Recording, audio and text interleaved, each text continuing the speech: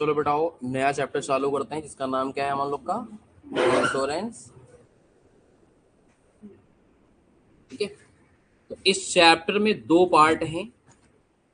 एक है topic loss of stock का और एक टॉपिक है लॉस ऑफ प्रॉफिट का। ठीक है, तो अभी हम लोग चर्चा लॉस ऑफ स्टॉक पे करेंगे। लॉस ऑफ प्रॉफिट की चर्चा दो क्लास बाद करेंगे। तो लॉस ऑफ स्टॉक में क्या होता है कि जो भी कंपनियां रहती हैं, जो भी बिजनेसमैन रहते हैं, अपने स्टॉक का इंश्योरेंस करवा देते हैं। जो भी दुकान में सामान रखा उसका क्या करवा देते हैं, इंश्योरेंस। कि किसी वजह से कोई क्षति हो जाए, आग लग जाए या चोरी वोरी हो जाए, बाढ़ वाड़ आ जाए, दुकान बह जाए, कुछ भी ऐसा हो जाए, तो जो भी स्टॉक से उनको नुकसान होंगे उनकी कहीं ना कहीं वो क्या होगी, पूर्ति हो जाएगी। कुछ ना कुछ पैसा इंश्योरेंस कंपनी से मिल जाएगा, तो उनके लॉस का एक प्रोटेक्शन हो जाता है कि उधर से नुकसान होगा, उधर से क्लेम मिल जाएगा और अपना काम चल जाएगा। ये स्टॉक का इंश्योरेंस कराना मैंडेटरी नहीं होता है। तो जिन कंपनियों को ऐसा लगता है वो कराती हैं, जिनका मन नहीं करता वो नहीं भी कराती। ठीक है, बाकी कुछ इंश्योरेंस मैंडेटरी होते हैं, जैसे व्हीकल इंश्योरेंस, है ना, कि व्हीकल आपने खरीदी तो आपका उसको इंश्योरेंस आपको कराना ही पड़ेगा। उसमें आपकी मर्जी नहीं चलती कि हमारा मन नहीं कर रहा तुम ना कराएं। तो गवर्नमेंट की तरफ से है कि भाई मैंडेटरी है, उसको बिना कराए आप रोड पे नहीं चल सकते, क्योंकि व्हीकल से तुम लड़ जाओगे, तुम निपट जाओगे, उसकी चिंता नहीं गवर्नमेंट को। किसी को निपटा ना दो उसकी चिंता है उसको, समझ रहे हो। तो इसलिए क्या कर दिया, वहां पे मैंडेटरी कर दिया है। तो देखो भैया, व्यापार के अंदर दो तरीके के इंश्योरेंस होते हैं। हम लोग व्यापार की बात कर रहे हैं, बाकी जो इंश्योरेंस होते हैं वो सब जनरल इंश्योरेंस हो जाते हैं। व्हीकल इंश्योरेंस भी किस कैटेगरी में आता है, जनरल इंश्योरेंस की। स्टॉक इंश्योरेंस भी किस कैटेगरी में आता है, जनरल इंश्योरेंस की। वरना इंश्योरेंस को अगर दो पार्ट में तोड़ें तो एक हो जाता है लाइफ इंश्योरेंस और एक हो जाता है क्या, तो एक हो जाता है जीवन बीमा, आदमी अपने जीवन का कराता है। और इसके अलावा जितने बीमे होते हैं वो सब आते हैं जनरल में। तो लॉस ऑफ स्टॉक भी जनरल इंश्योरेंस का एक उदाहरण है। लॉस ऑफ प्रॉफिट भी जो पढ़ोगे वो भी किसका एग्जाम्पल है, जनरल इंश्योरेंस का ही उदाहरण है। व्हीकल इंश्योरेंस भी जो आप, वो भी जनरल इंश्योरेंस में आता है। मकान का इंश्योरेंस करा लिया, ठीक है, फैक्ट्री का इंश्योरेंस करा लिया, फर्नीचर का इंश्योरेंस करा लिया, है ना, प्लांट का इंश्योरेंस करा लिया, ये सब आपके जनरल इंश्योरेंस की कैटेगरी में नहीं आ रहे। तो हम लोग इंश्योरेंस पूरा नहीं पढ़ रहे हैं। हम लोग इंश्योरेंस के अंदर दो टाइप के इंश्योरेंस पढ़ने वाले हैं, एक लॉस ऑफ स्टॉक और एक कौन सा है हमारा, loss of profit. Loss of stock के अंदर जैसे हमने बताया, अब बहुत ही ध्यान से बात को समझना, तो इसके आपके फॉर्मेट अपने दिमाग में बैठा पाओगे और उस तरीके से हम लोग फिर फॉर्मेट सेट करके सवाल वाल में आ पाएंगे। अब मान लीजिए किसी की दुकान में, सपोज कर लीजिए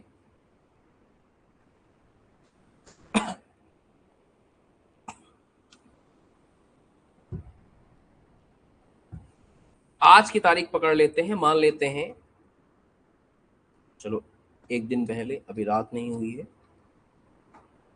13 मार्च 2026 की रात में किसी के दिमाग में क्या हो गया है, मतलब किसी की दुकान में आग बाग लग गई। और आग लगेगी तो ऐसा तो है नहीं कि खाली स्टॉक में आग लगेगी, स्टॉक भी जलेगा, फर्नीचर भी जलेगा, पंखे एसी सब जल जाएगा जितनी भी। वो तो आग की तीव्रता पर निर्भर करता है कितनी तेज आग लगी। लेकिन आपको क्लेम किसका मिलेगा, सिर्फ क्योंकि आपने किसका कराया है। तो जो फर्नीचर जला होगा वो भूल जाओ, क्योंकि उसका इंश्योरेंस थोड़ी कराए थे। तो जो स्टॉक में हानि होगी उसकी पूर्ति करेगी कौन, इंश्योरेंस क्लेम वाली कंपनी। अब मुसीबत ये होता है कि अगर आपका लेखा जोखा कॉपी पेन से चल रहा होता है तो आग में तो लेजर वेजर भी शहीद हो जाएंगे कि नहीं हो जाएंगे। और अगर मान लो कंप्यूटर सिस्टम में चल रहा होता है तो क्या आग में कंप्यूटर बच जाएगा क्या, जल तो वो भी सकता है, समझ रहे हो। और अगर मान लो बच भी गया तो पहली रिक्वायरमेंट आती है कि ये पता लगाया जाए कि कितने रुपए का स्टॉक आपका चला है, समझ लो। तो अगर मान लो कंप्यूटराइज अकाउंटिंग हो रही होती है और कंप्यूटर आपका बच गया या उसका बैकअप लेके रखो या आपका सॉफ्टवेयर ऑनलाइन काम करता है, तो आप वाला कंप्यूटर जल गया होगा, दूसरे कंप्यूटर में लॉगिन कर लोगे, वहां आ जाएगा फटाक से डेटा। बात समझ लो। जैसे हमारे एप्लीकेशन की बात करो, तो अगर आपका मोबाइल खराब हो जाए तो वही एप्लीकेशन आप दूसरे मोबाइल में डाल दोगे, वो क्लासेस वहां जाएंगे, आपकी दिक्कत थोड़ी ना है। लेकिन मान लो ऐसा होता है कि कोई आपने वर्ड फाइल में सेव किया है, समझ लो, तो फाइल जल गई ना, खत्म हो गया, तब तो आपको पूरा बनाना पड़ेगा। अब मुसीबत ये आती है कि पहले ये पता लगाया जाए कि जब 13 तारीख को आग लगी तो कितने रुपए का सामान चला। प्रैक्टिकल प्रोसीजर बता रहे हैं आपको, जिससे आपका कनेक्ट बनेगा और सवाल भी लगा पाओगे और प्रैक्टिकली कैसे काम होता होगा ये भी सीख पाओगे। तो पहले क्या पता लगाना पड़ेगा हमको कि कितना माल। अब वो राख देख के कोई बता तो नहीं सकता है कि राख सुबह आए। भाई सुबह आओगे जब आग जल जाएगी तो सुबह क्या दिखाई पड़ेगा, वहां राख। राख देख के कोई तौल के अंदाजा तो नहीं लगा सकता कि 1 किलो राख मिली है तो 1 लाख का माल जला होगा। ऐसा कोई रेशियो तो है नहीं। तो राख देख के तो अंदाजा नहीं लगा सकते। हाँ, दुकान में आके ये जरूर अंदाजा लग जाएगा कि कितना सामान नहीं जला। समझ रहे, वो तो देख लोगे क्या क्या बच गया है, लेकिन क्या क्या जल गया उसका पता पिक्चर देख के नहीं लगा पाएगा। तो उसका पता लगाने के लिए क्या किया जाता है, पहले आपको इस दिन का स्टॉक कैलकुलेट करना पड़ेगा, वो भी लेजर के हिसाब से। समझ लो। तो अब लेजर का क्या होगा कि इस दिन देखो भाई 13 तारीख को किसी को थोड़ी पता था कि आग लग रही है और अकाउंटिंग पूरी करके रखे बैठा था कितना दुकान में एक एक शाम को जा रहा दुकान बंद करके तो लिख के जा रहा कितने रुपए का स्टॉक मोबाइल में अपना सेव करके जा रहा है, लिख के जा रहा हर दिन का। प्रैक्टिकली पॉसिबल कहाँ, इतनी बड़ी दुकान होती है। छोटा मोटा दुकानदार होता है तो इतना दिमाग नहीं लगाता, सीधा सामाने भरता है घर लेके चला जाता है। ठेलिया वाले लोग समझ लो, वो दुकान छोड़ के थोड़ी जाते हैं, कहते हैं सामान ही कौन लिखा पड़ेगा, ऐसा तो सामान ही घर ले जाओ, काम खत्म। छोटे मोटे दुकानदार भी ऐसा करते हैं, जिनकी रोड के किनारे दुकानें हैं, मतलब टीन सेट का दुकान डाल के रखा है। जैसे मेरे भाई की शॉप है मोबाइल की, लेकिन मतलब जहाँ पे हम लोग की शॉप है वहाँ पे क्या है कि फिक्स कंस्ट्रक्शन नहीं कर सकते, रोड के किनारे शॉप है। अब कोई जमीन खरीदी तो है नहीं, कब्जे वाली है, समझ लो 50 साल से चल रही है। तो गवर्नमेंट या तो जमीन को अलॉट कर दे हमको, या तो जैसे कब्जे से अपना चल रही थी दुकान, तब उस समय कुछ खाली पड़ा होता था, आदमी अपना डाल दी इसको खुआ। लकड़ी तब बनती थी गुमटी उमटी, तो वही गुमटी अपना रख दे, दुकान चल रही थी। अब थोड़ा मॉडर्नाइज करके वहाँ टीन सेट की बना दी गई है, लेकिन पक्का कंस्ट्रक्शन तो कर नहीं सकते, कौन सी अपनी जमीन है। अब मोबाइल की शॉप होती, पता का 1-1 1.5 लाख के मोबाइल है। तो छोटा ला भाई क्या करता है, शाम को जितने भी बड़े बड़े मोबाइल होते हैं, 2 बड़े-बड़े बैग रखे हुए हैं, शाम को जितने बड़े बड़े मोबाइल हैं केवल वहां कीपैड वाले रखे रहते हैं दुकान में, 2 4 5 ठूरे। बाकी जितना भी स्टॉक है सब क्या करता है, बैग में भरेगा घर लेके चला आएगा।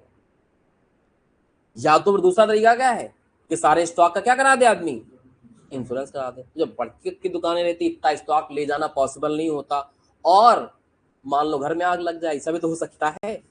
स्टॉक का इंश्योरेंस रहेगा, हर तरीके का आदमी सेफ होता है। तो जब दुकानें बड़ी होती हैं, काम धंधा बड़ा होता है, तो आदमी सेफ प्ले करने की जगह में क्या करता है, इंश्योरेंस करवा ही लेता है। छोटा मोटा दुकानदार कहता है भाई है ही कितना स्टॉक, समझ लो, उससे ज्यादा तो हमारा क्लेम धीमे धीमे करके चला जाएगा। कभी 2 4 10 20 50 साल में ऐसा होगा कि आग वाग लग रही है, तो जिनको ऐसा लगता है कि उनकी दुकान में आग नहीं लग सकती है, या फिर इतना ज्यादा नुकसान होने की संभावनाएं नहीं लग रही होती हैं, वो लोग इंश्योरेंस नहीं कराते। जिनको ऐसी संभावनाएं लग रही होती हैं वो लोग कराते हैं।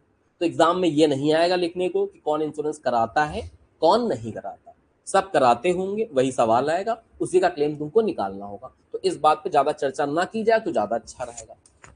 अब हमें सबसे पहले पता लगाना है कि 13 मार्च को हमारी दुकान के अंदर कितना स्टॉक था। तो इसका पता लगाने का तरीका क्या है, इसके पहले कब आपने स्टॉक का वैल्यूएशन किया था।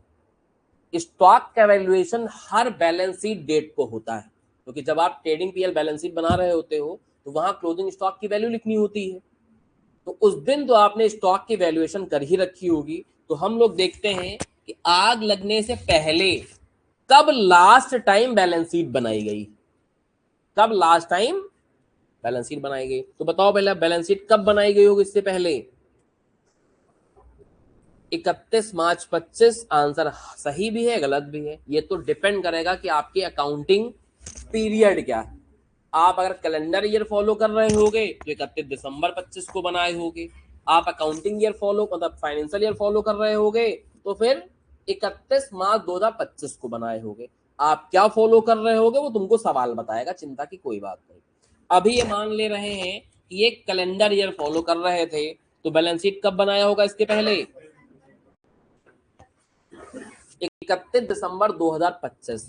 इस दिन की बैलेंस शीट बनी होगी और उससे आपका स्टॉक का पता लग जाएगा कि उस दिन कितना स्टॉक था। इस दिन का स्टॉक तो नहीं पता चल पा रहा है, लेकिन हमको 31/12/25 का स्टॉक पता चल जाएगा। इसके बाद आपको कुछ नहीं करना है, जो भी यहाँ स्टॉक आया गया हो इस पीरियड में उसको ऐड लेस कर लो, जो सामान खरीदा हो उसको प्लस कर लो, जो सामान बेचा हो उसको क्या कर लो, माइनस कर लो। लेकिन फिर प्रॉब्लम आती है, पहले प्रॉब्लम समझना है कि प्रॉब्लम क्या आ रही है, तब सोल्यूशन पे जाओगे तो अच्छा लगेगा। अब दिक्कत ये होती है कि जो स्टॉक होता है तुम लोग को पता ही किस पे दिखाया जाता है, कॉस्ट प्राइस पे। एनआरवी तो बहुत कम केस में अप्लाई होती है जब एनआरवी कम होती है, वरना एनआरवी हमेशा कॉस्ट से ज्यादा होती है, इसलिए नॉर्मली समझ के चलो कि कॉस्ट पे दिखाते हो। तो आप स्टॉक किस पे दिखा रहे होगे, कॉस्ट पे। तो जो परचेज करोगे वो भी कॉस्ट प्राइस पे होगा, लेकिन जो आप सेल करते हो वो तो किस पे होता है, सेलिंग प्राइस में। और जो स्टॉक फिर निकलेगा फिर कॉस्ट प्राइस पे लाना है। तो आप ऐसे नहीं कर सकते कि इसमें परचेज जोड़ दें और सेल घटा दें। परचेज जोड़ा जाएगा और घटाते समय सेल नहीं घटाया जाएगा, उस सेल की कॉस्ट घटाई जाएगी। समझ रहे हो, उसको बोलते हैं क्या, कॉस्ट ऑफ गुड सोल्ड। जो माल बेचा है उसकी लागत कितनी थी। ठीक है, मान लो ये एप्पल का फोन है आईफोन 617 और ये इसकी वैल्यू है लगभग 80,000 रुपए। तो 80,000 तो उसका सेलिंग प्राइस है दुकानदार का। मान लो दुकानदार का 75,000 में खरीद आता है, तो 2 माइल बेचे, तुमसे पूछेंगे सेल कितनी हुई, तुम कहोगे 1,60,000। लेकिन इस सेल की कॉस्ट निकालो, मतलब जो माल बेचा उसकी लागत कितनी थी, तो वो 1,50,000 है। दो मोबाइल की कॉस्ट कितनी है, तो जो माल बेचे हो उसकी लागत को इंग्लिश में क्या कहते हैं, कॉस्ट ऑफ गुड सोल्ड, बेचे गए माल की लागत। तो यहां आप माइनस करोगे क्या, बेचे गए माल की लागत। तो इस तरीके से हम इस दिन का स्टॉक निकाल सकते हैं, परचेज ऐड कर लें और कॉस्ट ऑफ गुड सोल्ड क्या कर लें, माइनस कर लें। या फिर दूसरा तरीका जो ज्यादा सिस्टमेटिक होता है, इस पीरियड का एक अकाउंट बना लें ट्रेडिंग वाला, जिसको बोलेंगे हम लोग मेमोरेंडम ट्रेडिंग अकाउंट। मेमोरेंडम इसलिए बोलना पड़ता है क्योंकि टेम्परेरी बनाया जा रहा है केवल इस काम के लिए। असली में ट्रेडिंग अकाउंट तो साल भर बाद बनेगा। जब ट्रेडिंग अकाउंट आप ईयर इन पे ना बना के बीच में किसी और वजह से बनाना चाहते हो तो उसको क्या बोलते हैं, मेमोरेंडम। जैसे आपका खाना 2 बार बनता है तो वो रेगुलर वाला हो गया कि दोपहर में लंच बनेगा, शाम को डिनर बनेगा।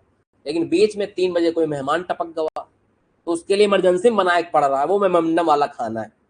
समझ रहे हो, तो जब बीच में कभी ऐसा जरूरत के समय बनाना पड़ जाता है ट्रेडिंग, तो उसको क्या बोलेंगे हम लोग।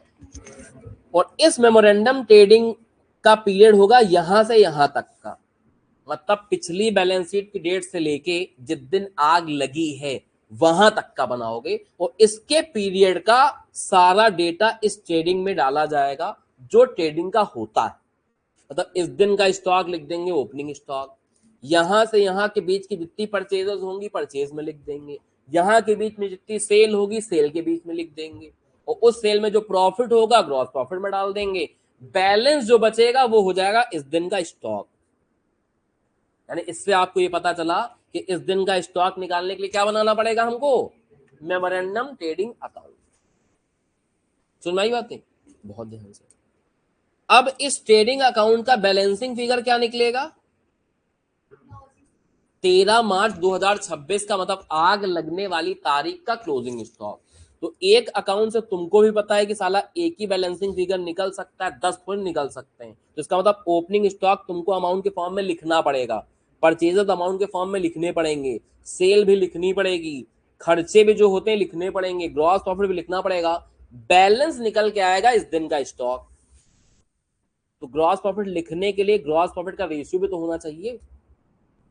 तो अगर सवाल ने ग्रॉस प्रॉफिट का रेशियो बता दिया है तब सीधा यही वाला बनाओगे, वरना खाली ये जानने के लिए कि ग्रॉस प्रॉफिट कितने परसेंट चलता था, एक और ट्रेडिंग अकाउंट बनाना पड़ेगा पिछले साल का, वो पूरे साल का बनेगा।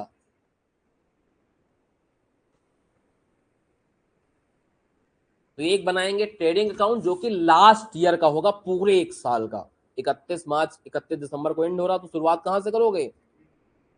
और इसका पर्पस होगा कि आप जीपी रेशियो जान पाओ। जब जीपी रेशियो आ जाएगा तो मेमोरेंडम वाले में जो सेल होगी जीपी रेशियो गुणा करके उसका प्रॉफिट निकाल सकते हैं, और फिर हमें पता लग पाएगा कि हमारा लॉस ऑफ स्टॉक कितना हुआ है जिस दिन आग लगी, और फिर उसकी मदद से हम लोग क्लेम निकाल पाएंगे। ठीक है, तो अब यहां से स्टेप डिजाइन होंगे। पहला स्टेप है कि सबसे पहले क्या बनाना पड़ेगा हमें, trading account for last year.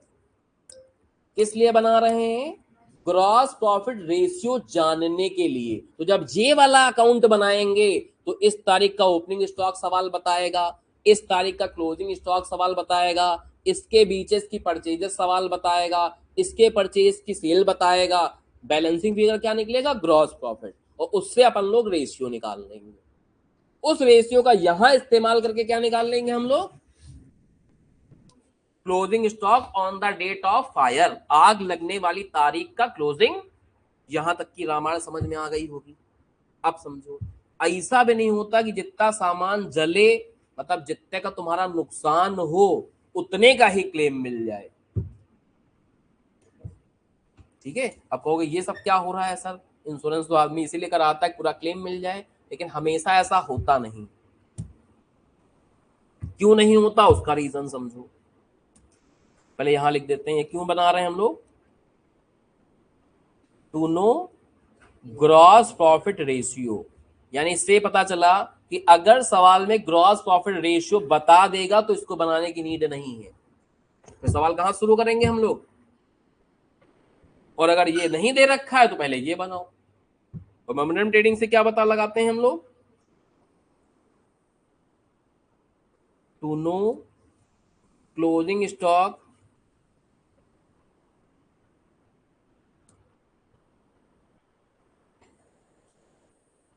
On the date of. तो बनाने की वजह आपको पता चल गई है, और इस एग्जांपल से आपको ये भी समझ में आएगा कि कहाँ किस किस डेट का क्या इंपॉर्टेंट है। क्योंकि ऐसा सवाल नहीं लिखेगा कि बेटा एक सेल है जो तुमको ट्रेडिंग में लिखनी है, एक सेल है मोमेंटम ट्रेडिंग वाली, दो दो सेल देगा ना सवाल। तो डेट देख के तुमको पहचाने पड़ी है कि कौन सी सेल ट्रेडिंग में लिखना है, कौन सी सेल।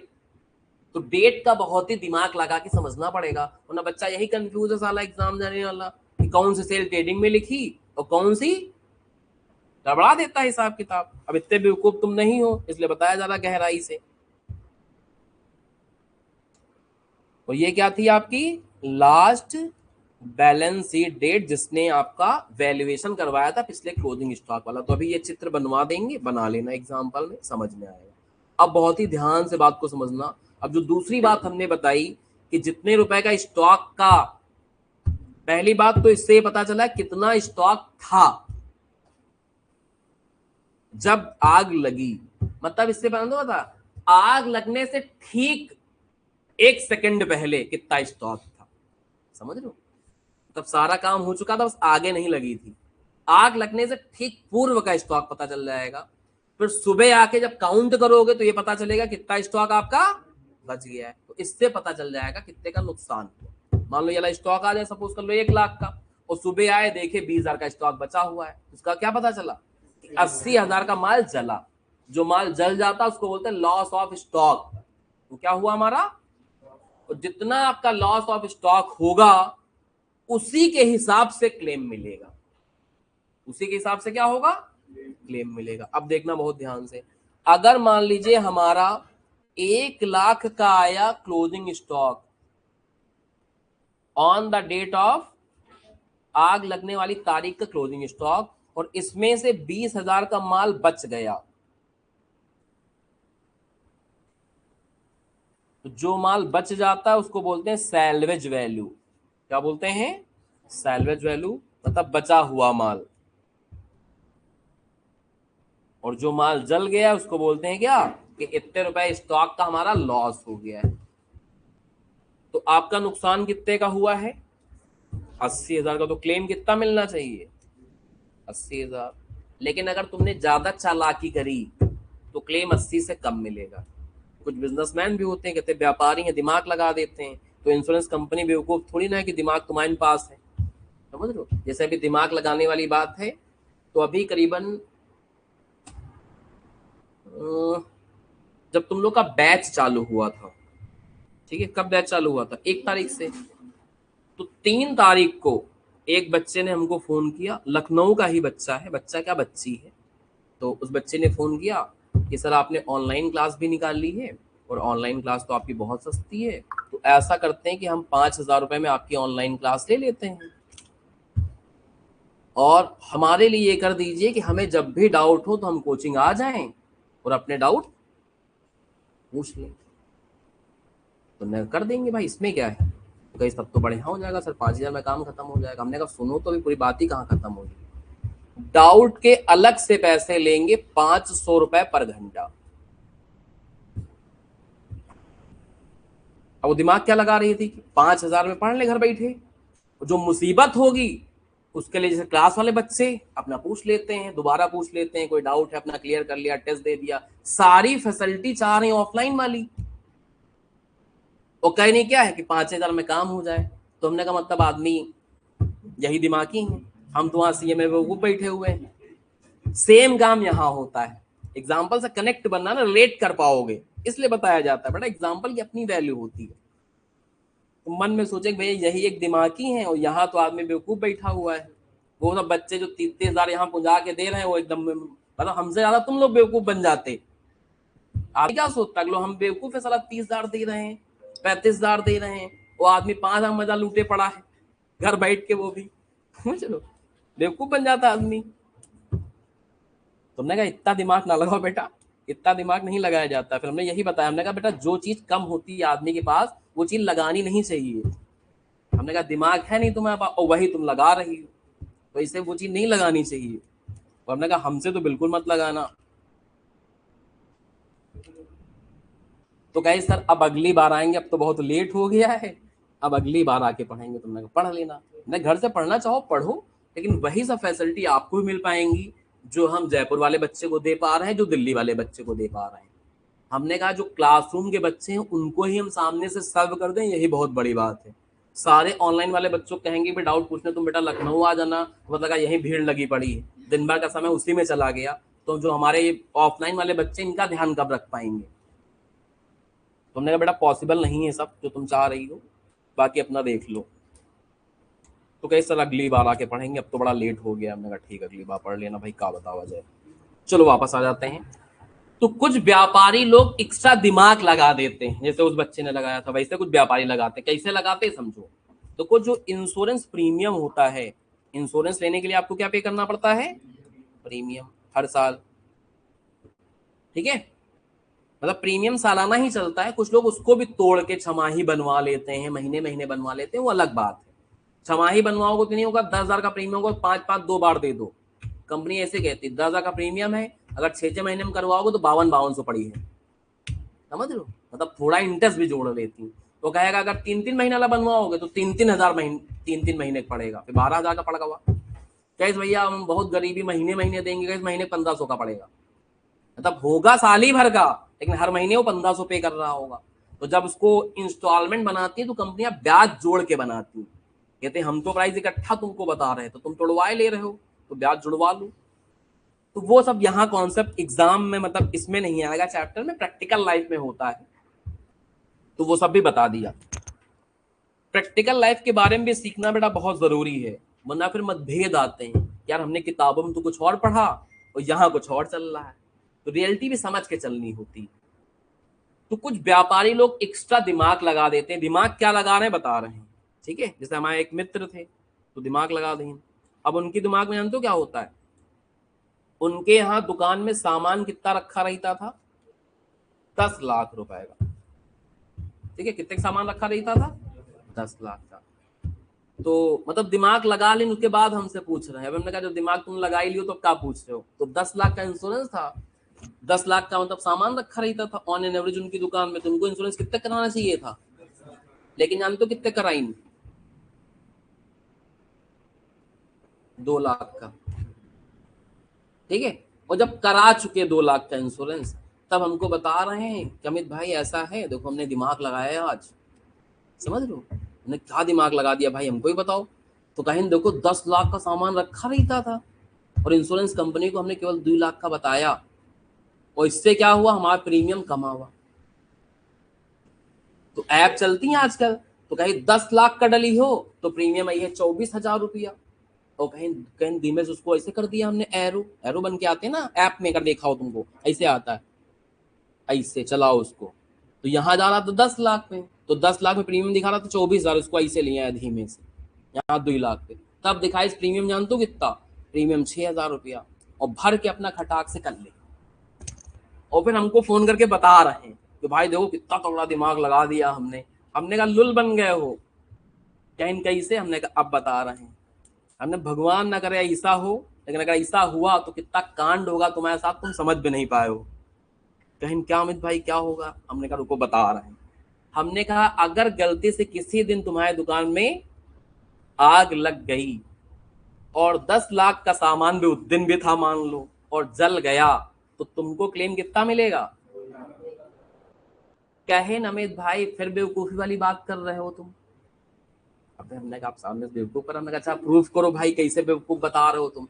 तो कहे हम इतने बेवकूफ थोड़ी ना है, एक सिक्योरिटी गार्ड बाहर बिठा रखे हैं, और जैसे ही आग वाग लगेगी तुरंत लपक के आके बुझा देंगे। हम कभी 2 लाख से ज्यादा जलने ही नहीं देंगे। गैस मैक्सिमम जलेगा तो कितना जलेगा? तो मतलब वो ये दिमाग लगा के 2 लाख का इंश्योरेंस कराई रहा है। तो हमने कहा फिर मैं बेवकूफी वाली बात कर रहे हो। गैस अब क्या हो गया? हमने कहा अब सुनो कहानी।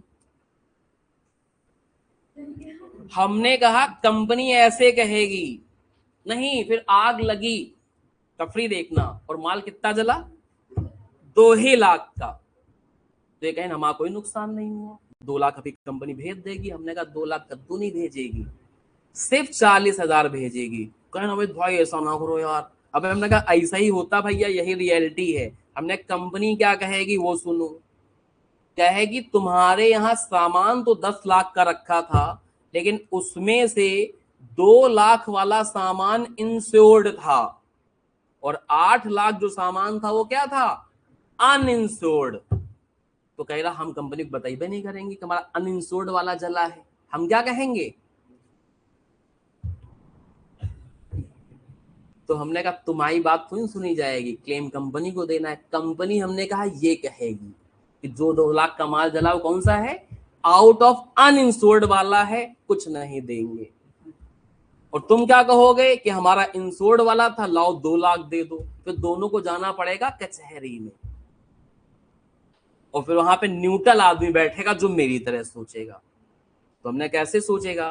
कहेगा तुम्हारे माल के 2 भाग हो गए, 20% माल ऐसा है जो तुमने इंश्योरेंस कराया है, और 80% माल ऐसा है जो इंश्योरेंस। तो जब आग लगेगी तो ऐसे बाइफरकेशन होगा कि 20% इंश्योरेंस वाला जला था, 40 ले लो, और बाकी अनइंश्योर्ड वाला जला था वो तुम अपना समझो जाके। तो बन गए बेवकूफ, और 1/60 का घाटा करा ले। समझ लो। तो इस तरीके इसका चलता है भैया गेम। तो क्लेम ये बताता है कि इससे ज्यादा क्लेम नहीं मिलेगा, लेकिन अगर पॉलिसी आपने बहुत कम की ले रखी है तो क्लेम कम हो सकता है। और पॉलिसी किससे मैचअप कराई जाती है? स्टॉक से। तो जितने रुपए का कम से कम क्लोजिंग स्टॉक आग लगने वाली तारीख को था, अगर उतना या उससे ज्यादा की पॉलिसी ले रखी होगी तो आपको मिलता है फुल क्लेम। आपने पॉलिसी ले रखी होगी 1 लाख की, इस एग्जांपल में 2 लाख की, 3 लाख की, 4 लाख की, तो आपको पूरा 80,000 क्लेम मिल जाएगा। लेकिन अगर पॉलिसी आपने ली लेट से 60,000 की, तो ये इसके कितने परसेंट के बराबर दिख रहा है? तो आपको भी इसका 60% क्लेम मिलेगा। तो या तो ऐसे आदमी परसेंटेज निकाले, ये 60,000 क्या है? पॉलिसी वैल्यू या सीधा फॉर्मूला लगा के निकाल सकता, प्रोपोर्शनेट कर ले कि 80 का क्लेम तब मिलता जब तुम 1 लाख की पॉलिसी लेते, लेकिन तुमने पॉलिसी कितने की ली, तो क्लेम तुम्हें ये मिलेगा। प्रोपोर्शनेट कर देंगे। यही इंश्योरेंस क्लेम निकालने का फॉर्मूला बनेगा। इसमें अगर ये देखो तो क्या है?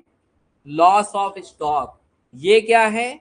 पॉलिसी वाली वैल्यू। और ये क्या है? Closing stock on the date of fire. इस फॉर्मूले को लगा के हम क्या निकालेंगे? इंश्योरेंस क्लेम का अमाउंट। क्यों नीड पड़ रही वो समझाने का प्रयास किया गया एग्जाम्पल बना के। तो इस फॉर्मूले का प्रयोग करके हम लोग निकालेंगे। कब लगाना होता है फॉर्मूला? लगाना तब होता है जब ये पॉलिसी वाली वैल्यू इसकी वैल्यू से क्या हो? कम हो। ज्यादा होगी तो ये सब दिमाग कुछ नहीं लगाना, फिर यही आपको क्लेम मिल जाएगा। तो क्लेम निकालने से पहले चेक करना पड़ेगा कि पॉलिसी वैल्यू क्लोजिंग स्टॉक से ज्यादा है। अगर है ज्यादा तो फुल क्लेम मिल जाएगा, और ज्यादा नहीं है तो आपको क्लेम कैसे मिलेगा, प्रपोर्शनेट, जिसके लिए अलग फॉर्मूला लगाओ। अब समझ में आ गया सारा, ये हो गया इस चैप्टर का ज्ञान। अब आ जाओ लिखते हैं नोट्स, तो जो आपको समझ में आएंगे कैसे कैसे उनका डिवीजन हो रहा है, कैसे कैसे नोट्स डिजाइन हो रहे हैं, तो इन्हीं की सहायता से हम लोग सवाल लगाएंगे। तो लॉस ऑफ स्टॉक में सबसे पहला स्टेप होता है step 1, prepare trading account for last year.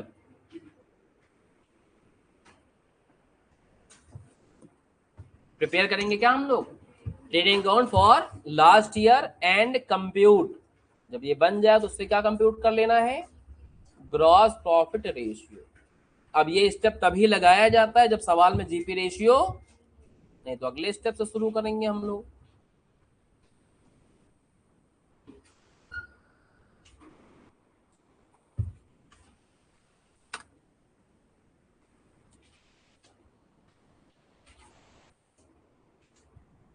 जो दो टॉपिक इसमें है, एक लॉस ऑफ प्रॉफिट, एक लॉस ऑफ स्टॉक, इन दोनों में से कोई एक एग्जाम में आता है 7 नंबर का, या तो ये आएगा या तो लॉस ऑफ प्रॉफिट आएगा, दोनों में से एक डेफिनेट है कि कोई ना कोई एक तो एग्जाम में आएगा ही आएगा 7 नंबर का। Prepare trading account for last year and compute GP. दूसरा स्टेप हो जाएगा prepare memorandum trading account, memorandum trading account and find closing stock on the date of fire.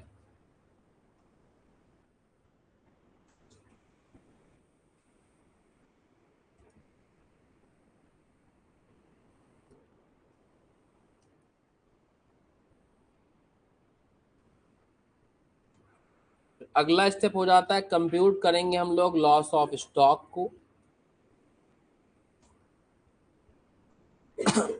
Loss of stock को compute करने के लिए क्या करना होता है, closing stock on the date of fire, closing stock on the date of fire,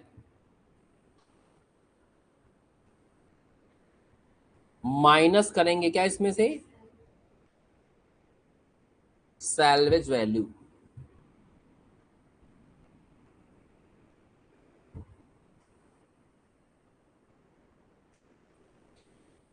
minus करेंगे हम लोग सैल्वेज वैल्यू, और ये आ जाएगा आपका loss of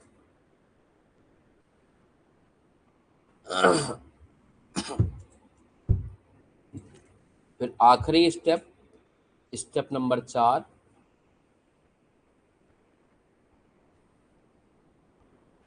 compute amount of insurance claim.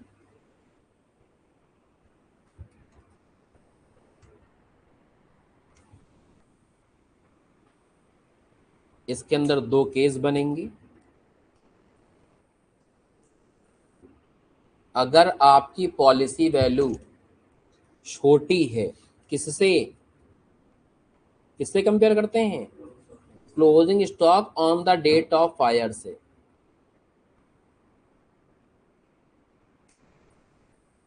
अगर आपकी policy value closing stock on the date of fire से छोटी हुई तो फिर अमाउंट ऑफ क्लेम का फॉर्मूला लगेगा प्रपोर्शनेट वाला,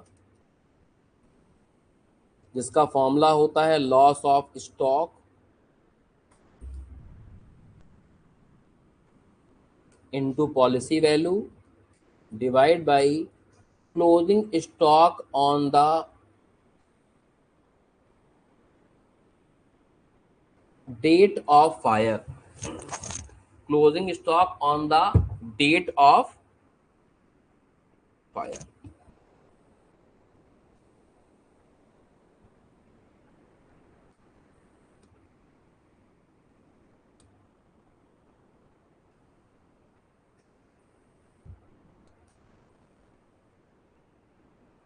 और अगर पॉलिसी वैल्यू क्लोजिंग स्टॉक के बराबर है या उससे बड़ी है,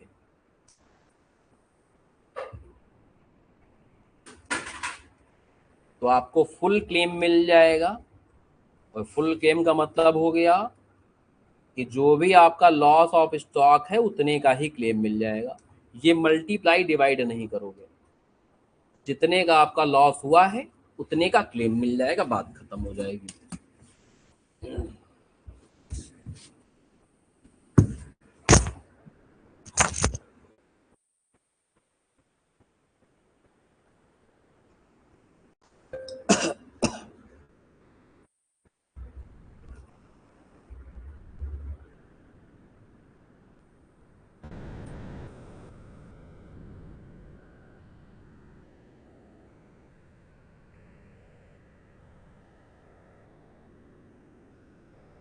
हाँ बेटा, क्या ऊपर कर दें, छूट गया है।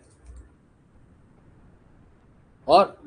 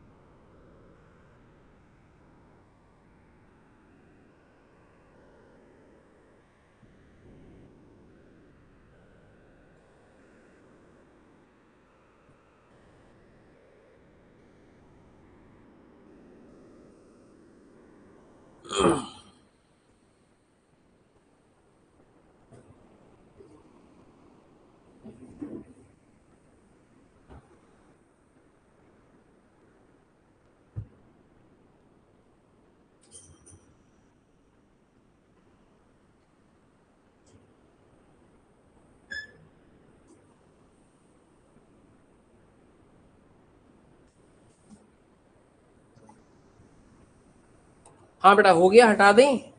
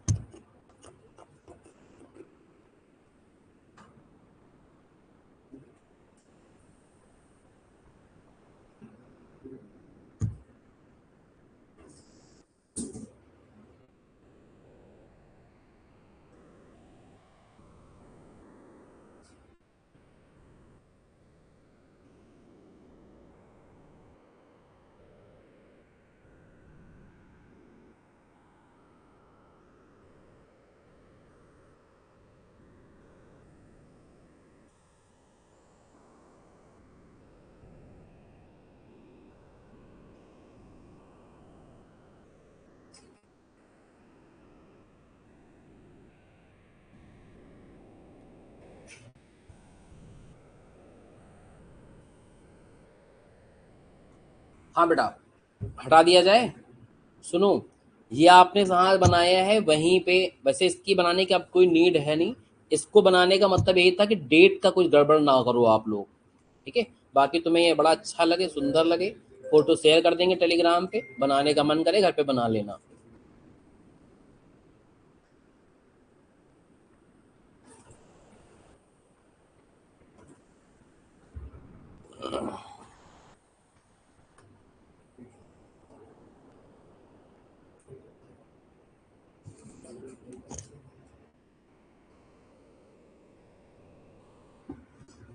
चलो, अब शुरू करते हैं हम लोग सवाल वाल पे। तो लगभग 40 मिनट लगे हैं इस चैप्टर को समझने में। ऐसे ही 40 मिनट, 50 मिनट, 1 घंटा एक एक टॉपिक में लगता है समझने में सारा। उसके बाद आप सवाल पे जाओगे तो सही लगता है। कोई इतना, जैसे कभी रिवाइज भी करोगे चैप्टर को, इतना अगर बिना पढ़े आप डायरेक्टली सवाल में कूदोगे तो फंसने के चांसेस रहते हैं, तो कहीं ना कहीं फंस जाएगा आदमी। इतना पहले आदमी रिवाइज करे, फिर सवाल लगाना शुरू करे, तो फिर सवाल लगने के चांसेस रहते हैं। तो बच्चे घर में पढ़ाई करते तो अलग टेक्निक लगा देते, सीधा सवाल खोलते, सीधा सवाल लगाना चालू। इम्पॉसिबल हो जाएगा उन बच्चों के लिए सीधा डायरेक्ट सवाल लगाना।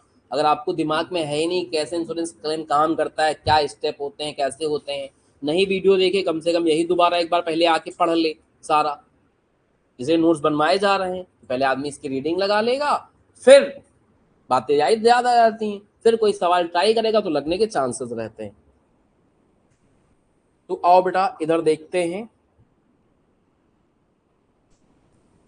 4 चैप्टर आपके बहुत बड़े बड़े वाले निपट चुके हैं। एक है उसमें से फाइनल अकाउंट वाला, एक है कौन सा, एनपीओ, और एक है क्या आपका इनकम्प्लीट रिकॉर्ड। ये 3 बड़े बड़े चैप्टर हो गए हैं। इन तीनों चैप्टर में किसी को अगर पकड़ बना के रखनी है एग्जाम तक, तो कसम खा के इन तीनों चैप्टर के डेली एक सवाल लगाने पड़ेंगे, आज से लेके 9 जून तक, जब तक एग्जाम खत्म ना हो जाए। अगर इन पे पकड़ बनाना चाहते हो, पहली बात अभी पकड़ बनी नहीं तुम्हारी, पहली बात पकड़ बनाए, और फिर पकड़ छूटे ना, इसलिए भी करता थे, यानी कि 15 दिन में पकड़ बन गई तो छोड़ दे, समझ रहे हो। कसम खा के दुनिया इधर से उधर हो जाए, इन तीनों के एक एक सवाल डेली लगातार है जब तक एग्जाम ना खत्म हो जाए। तो फिर इन चैप्टरों में इसे पकड़ बन जाएगी कि सवाल देखते ही खत्म कर दोगे। अगर ऐसा कर ले गए तो इन 3 में से 2 चैप्टर एग्जाम में आते ही आते, कभी कभी तो तीनों आ जाते हैं, वरना 2 तो मैंडेटरी हैं, आते ही आते हैं। एक कोई इन तीनों में आता है 14 नंबर का, एक इन तीनों में कोई आता है 7 नंबर का। कौन सा 14 का आएगा कौन सा 7 का आएगा नहीं पता है। एक 14 का आएगा, एक 7 का आएगा, और तिसरका भी अगर आ गया तो वो भी 7 का आएगा। और प्लस इन तीनों को मिला के कम से कम 3 से 4 एमसीक्यू आते हैं एग्जाम में, इन 3 चैप्टर का मिला के अगर एक एक पकड़े तो भी 3 एमसीक्यू आएंगे। तो मिनिमम 21 नंबर प्रैक्टिकल से और 6 नंबर एमसीक्यू से 27 नंबर देके जाएगा। और अगर तीनों से आ गया तो फिर 28 नंबर का प्रैक्टिकल, 6 नंबर का एमसीक्यू, 34 नंबर आ गया। तो खाली ये 3 टॉपिक ही आपका 27 से 34 नंबर के बीच में कहीं ना कहीं स्कोर करवा सकते हैं, अगर सवाल एग्जाम में सही कर ली जाए तो। ठीक है, ये नहीं होता, कुछ बच्चे कहते हैं कि हमने ये 3 पढ़ लिया तो हमारे 27 नंबर पक्के हो गए। तुम्हारे पढ़ने से कुछ पक्का नहीं हुआ, तुम कर भी तो पाओ एग्जाम में। तो अगर तुम्हें लगता है कि तुम एग्जाम में सही करना चाहते हो, तुम्हें एग्जाम में सही करना चाहिए, तो निरंतर डेली कसम खा के तीनों के एक एक सवाल लगाओ। आज नहीं तो कल, महीने भर बाद, 1.5 महीने बाद, 2 महीने बाद, 2.5 महीने बाद आपका हाथ सेट हो चुका होगा, और फिर इन तीनों के सवाल मक्खन जैसे लगने लगेंगे, चाय बनाने जैसा आसान लगेगा तुम्हें सवाल लगाना, समझ लो। लेकिन जब तक ये नहीं हो पा रहा है तब तक निरंतर एक एक सवाल लगाता रहे, तभी काम बन पाएगा आदमी लोग का। ठीक है, बच्चा ये सोचता कि एक बार हमने पढ़ लिया, हमने ये पढ़ लिया, इसके नंबर जोड़ लिए, हमने ये पढ़ लिया, उसके नंबर जोड़ लिए, तो जब टेस्ट दे रहा है पता का 20 नहीं आ रहे हैं उसके, वैसे जोड़ने से काम नहीं चलेगा। जैसे बच्चा का आता है, कहता कि भैया कितना अटेम्प्ट करो, तो ये कहते कि हम 80 नंबर का अटेम्प्ट करके आए, तो आदमी क्या समझ रहा है सामने वाला पास है। अब ये तो बताएं कि 80 नंबर का हम कूड़ा अटेम्प्ट करके आए, तो इसलिए कितना आप अटेम्प्ट करते हैं मायने नहीं रखता है, जितना अटेम्प्ट किया उसको कितनी खूबसूरती से किया है, कितना अच्छा किया, कितनी एक्यूरेसी है आपकी, उससे आपका स्कोर बढ़ेगा।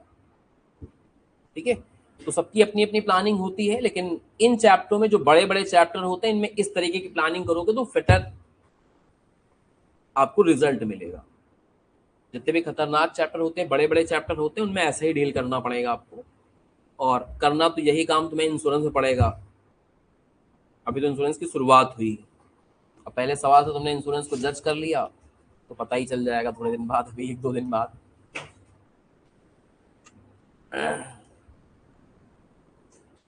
फाउंडेशन जैसे हल्के चैप्टर कोई नहीं मिलेंगे तुमको यहाँ, इंटरमीडिएट में आ चुके हो तो चैप्टर तो फाउंडेशन से टफ ही हो चुके होंगे हर एक चैप्टर। चलो पहला सवाल करते हैं, ज्यादा बातचीत नहीं करते हैं, सवाल खूब सारे लगाने हैं। पहले सवाल में अगर देखो तो यहाँ पे ग्रॉस प्रॉफिट रेशियो दे रखा है, तो इसका मतलब आपको सीधा मेमोरेंडम ट्रेडिंग से शुरुआत करनी पड़ेगी।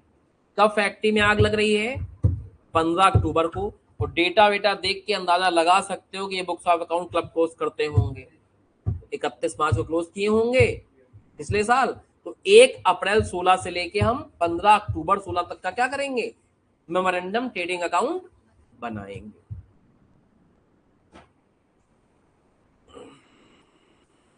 तो यहाँ पे बना रहे हैं हम लोग क्वेश्चन नंबर 1।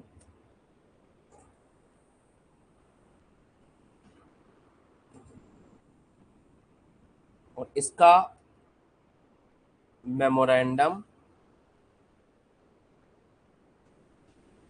ट्रेडिंग अकाउंट बना रहे हैं, वो भी कब से?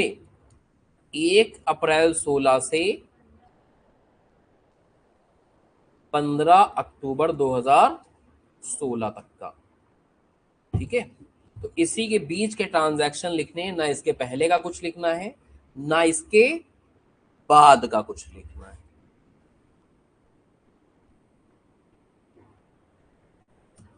तो 1 अप्रैल को अपने पास स्टॉक था 80,000 रुपए का।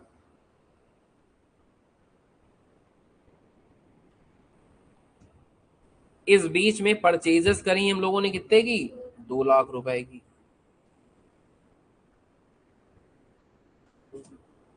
इस बीच में सेल करी है 3 लाख रुपए की।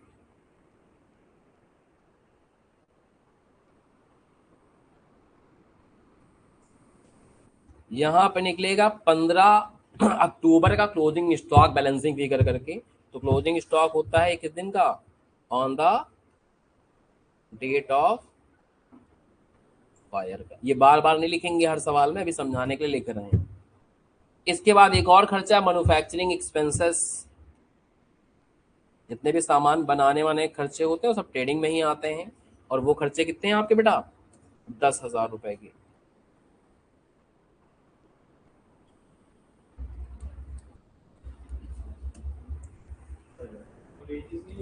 वेजेस भी आएगा, 40,000 के वेजेस हो तो वेजेस भी आएगा, क्यों नहीं आएगा भाई? जो भी ट्रेडिंग के खर्चे हैं बिल्कुल आएंगे। और इसके बाद ग्रॉस प्रॉफिट लिख दोगे जो सेल का 10% है। तो बताओ जरा, closing stock on the date of fire कितना निकल रहा है? प्लस माइनस करने में यहाँ कितना आ रहा है? 60,000 रुपए निकल के आ रहा है। आपको बताना है क्लेम कितने का हुआ है। तो अब क्लेम निकालने की प्रक्रिया चालू होगी। Closing stock on the date of fire है 60,000 का,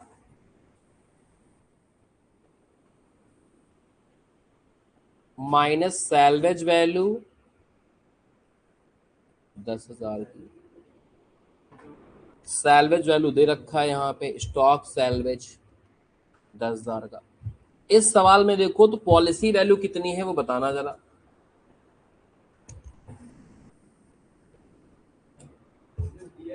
हाँ, तो जब अगर पॉलिसी वैल्यू नहीं दे रखा होता है तो ये मानते हैं कि पॉलिसी ज्यादा कराए होगे और पूरा क्लेम मिल जाएगा आपको। तो यही आपका अमाउंट ऑफ क्लेम बन जाता है ऐसे हालात।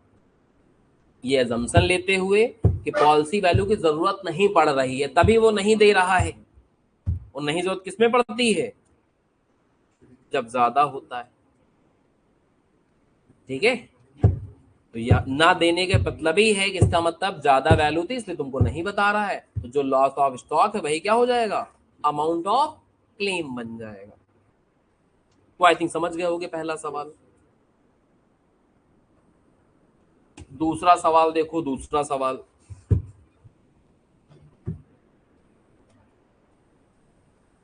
इस सवाल में भी देखो ग्रॉस प्रॉफिट आपको रेशियो दे रखा है। चलो खुद से ट्राई करो रफ कॉपी में, देखते हैं लगा पाते हो नहीं लगा पाते हो। बहुत बेसिक सवाल है, एकदम बच्चों वाला। तो खुद ट्राई कर सकते हो, इसमें इतनी कोई दिक्कत वाली बात नहीं है इस सवाल में।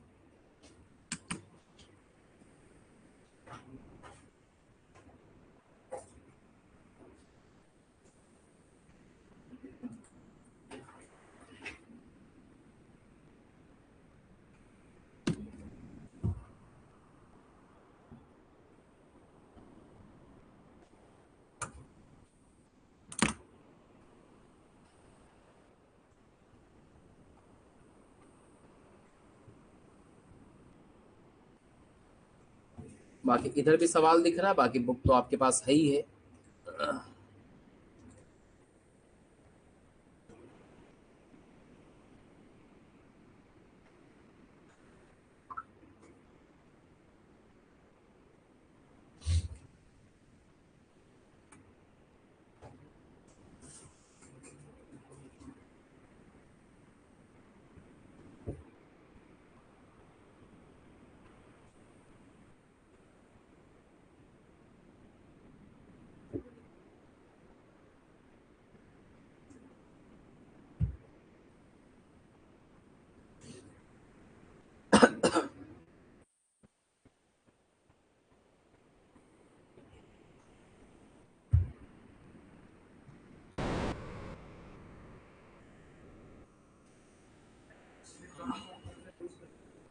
ड्राइंग होती है, पर्सनल यूज के सामान निकालते हो क्या होता है, तो ड्राइंग का क्या एडजस्टमेंट करते हैं ट्रेडिंग में, कर लेना तुम भी।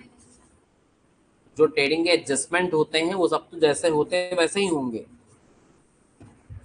कोई पर्सनल यूज के लिए सामान निकाला है तो ड्राइंग हो जाती है, ड्राइंग होती है तो आप परचेज से क्या कर लोगे, माइनस कर लोगे।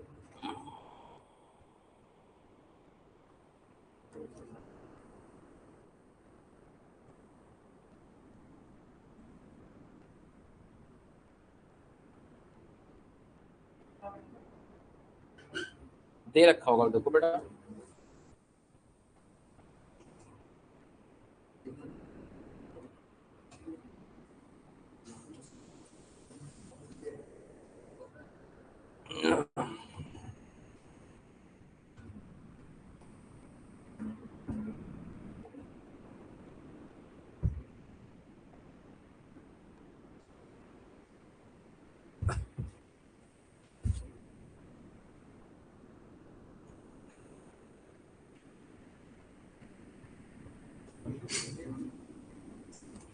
हाँ बेटा, जो लोग कर पा रहे हैं बहुत अच्छा है, जो लोग नहीं कर पा रहे हैं इधर देख लें।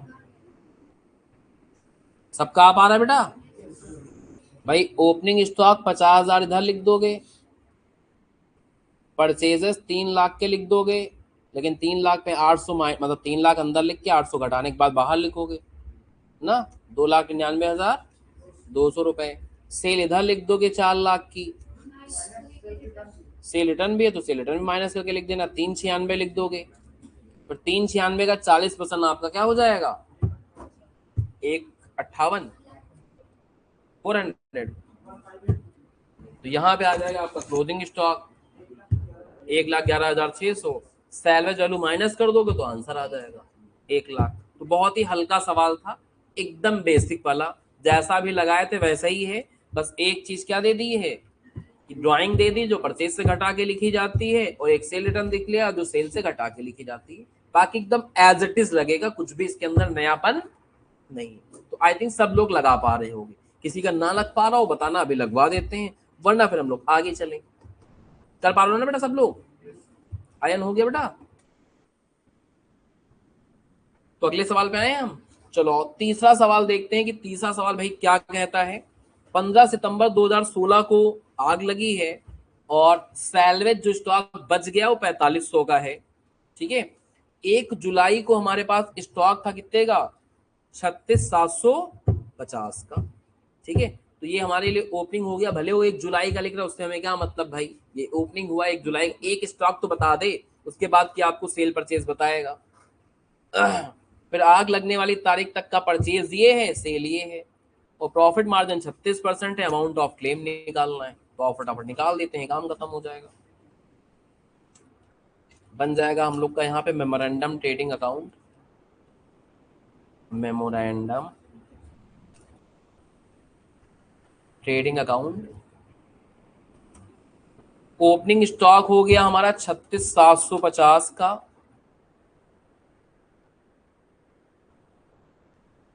परचेजेस हो गई 1,04,940 रुपए की,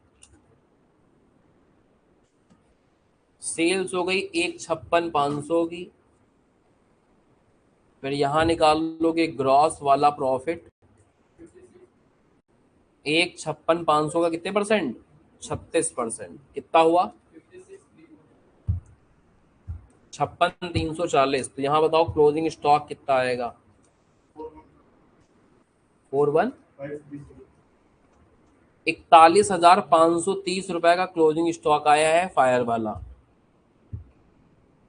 ऑन द डेट ऑफ 41,530। और इसमें है सैलवेज स्टॉक, यानी कि सैलवेज वैल्यू जो कि कितने की है,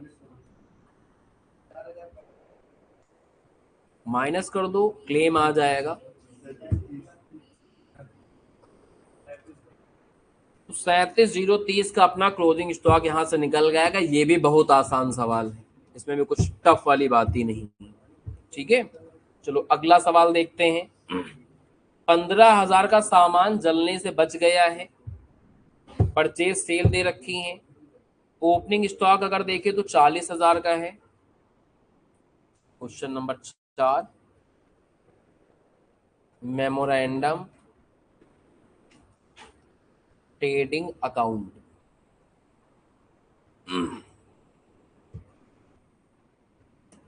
ओपनिंग स्टॉक 40,000 रुपए का, परचेजेस कितने की हैं और सेल कितने की है 90,000 की, लेकिन परचेज के अंदर 5,000 की ड्राइंग है, तो कोई बात नहीं, अंदर लिख के माइनस कर देंगे धीमे से।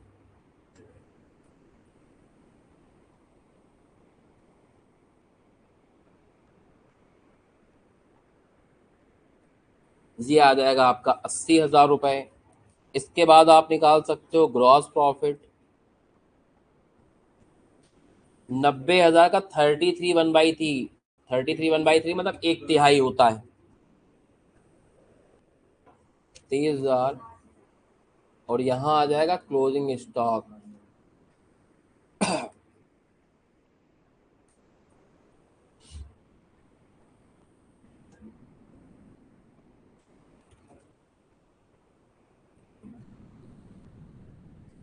Closing stock on the date of fire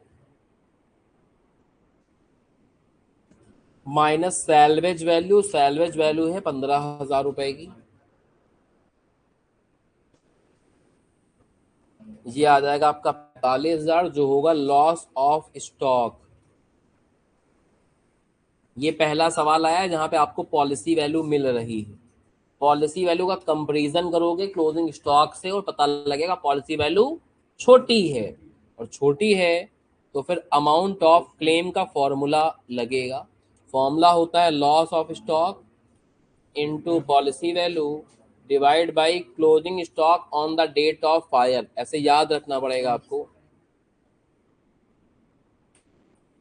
और इस तरीके से 37,500 का आपका इंश्योरेंस क्लेम निकल के आ जाएगा।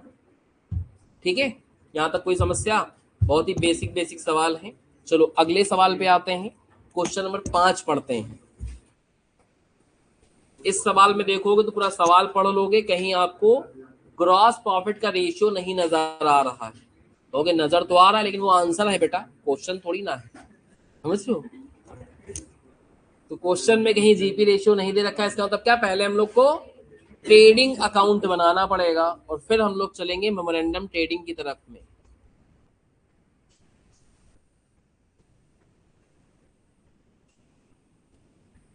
कैलकुलेटर से कौन सा खेल रहा है, बड़ा बड़ा कर रहा है, तुम कर रहे हो? हमारे घर में होते कहते दलिद्र छाया क्या अंगली में कटा पटा लगाए पड़े हो। हमारे सब कहा जाता है, मतलब उंगली में पता क्या फड़फड़ा रहा है, ऐसे कहते हैं घर वाले। अब देखो बेटा, 15 जनवरी 2016 को दुकान में लगती है आग, और ये सब डेटा देख के आइडिया तो लग ही गया होगा कि हम लोग क्या फॉलो कर रहे हैं, फाइनेंशियल ईयर फॉलो कर रहे हैं। तो 15 जनवरी से पहले 31 मार्च 15 आया होगा, वो पिछले साल का ईयर एंड होगा। शुरुआत कहां से होगी, 1 अप्रैल 14 से। तो जो ट्रेडिंग बनेगा वो कहां से कहां तक का बनेगा, 1 अप्रैल 14 से 31 मार्च 15 तक का। ओपनिंग स्टॉक 1 अप्रैल का जो ओपनिंग स्टॉक लिख दिया जाएगा 30,600, लेकिन परंतु 30,600 यहां नहीं लिखा जाएगा।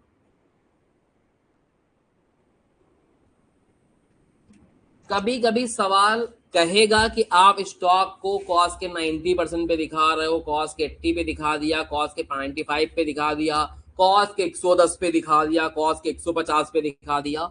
इंश्योरेंस कंपनी कहती है इस सबसे कोई मतलब नहीं, हमारे लिए जब तुम अकाउंटिंग करना, क्योंकि देखो बेटा जो इंश्योरेंस क्लेम आप निकाल रहे हो ये टेक्निकली बिजनेसमैन नहीं निकाल रहा है, कौन निकाल रहा है, तो आप ये समझ के चलो कि इंश्योरेंस कंपनी के बिहाफ पे कैलकुलेशन कर रहे हो, बिजनेसमैन नहीं निकालता है। तो इंश्योरेंस कंपनी कहती है मैं कॉस्ट टू कॉस्ट चलता हूँ, ना कॉस्ट से कम में दिखाओ ना कॉस्ट से, तो उसको आपको कॉस्ट पे लेके आना पड़ेगा। तो जो स्टॉक लिखा होगा ये कॉस्ट के 90% पे है, तो उसको फुल पे बनाओ। तो ये 90% है तो 100% कितना हुआ, तो 90 से डिवाइड करके 100 से मल्टीप्लाई कर दोगे तो स्टॉक आ जाएगा कितने का, डिवाइड बाई 90%। जब किसी चीज को आप उससे डिवाइड कर दोगे तो अपने आप उसका 100% बन जाएगा। 100% से गुणा करो ना करो वही आता है। तो ओपनिंग स्टॉक हो गया भैया हमारा कितना, 34,000 रुपए। इस ईयर के बीच की जो परचेजेस हैं वो है भैया हमारी 1,22,000। इस एक साल के दौरान जो सेल हुई है वो हुई है 1,80,000 रुपए की। कोई खर्चे वगैरह तो नहीं दिख रहे हैं भैया। और इससे क्या है, यहाँ का इस तारीख का क्लोजिंग स्टॉक भी दे रखा होगा आपका 31 मार्च 15 का। कितना है, 27,000। लेकिन 27 लिख नहीं सकते, इसको भी 100% बनाओ तो 30,000 रुपया। और इतना करके यहाँ पे ग्रॉस प्रॉफिट निकल जाएगा। ट्रेडिंग से क्लोजिंग स्टॉक नहीं निकलता, मेमोरेंडम ट्रेडिंग से निकलता है, वो भी on the date of hire. Trading में सब कुछ दे रखा होगा, ग्रॉस प्रॉफिट बैलेंसिंग फिगर आएगा। और इसको देखते हुए आप जीपी रेशियो कैलकुलेट करते हो। इसका फॉर्मूला होता है ग्रॉस प्रॉफिट पुराने साल का, सेल पुराने साल की इंटू 100। अब तक के सवालों में ये दे रखा होता था, इसलिए आप सवाल इसके आगे से लगाते थे। यहाँ पे नहीं दे रखा है तो पहले ये निकालना पड़ेगा, जो हम लोगों ने भली भांति निकाल लिया है। इसके बाद क्या बनेगा बेटा हम लोग का, मेमोरेंडम ट्रेडिंग अकाउंट। जहां से ये इंड होता है उसके अगले दिन से इसकी शुरुआत होती। यहाँ 31 मार्च को खत्म हुआ तो उसके अगली सुबह सुबह 1 अप्रैल की सुबह सुबह से स्टार्ट हो जाएगा। और जिस दिन आग लगी है वहां जाके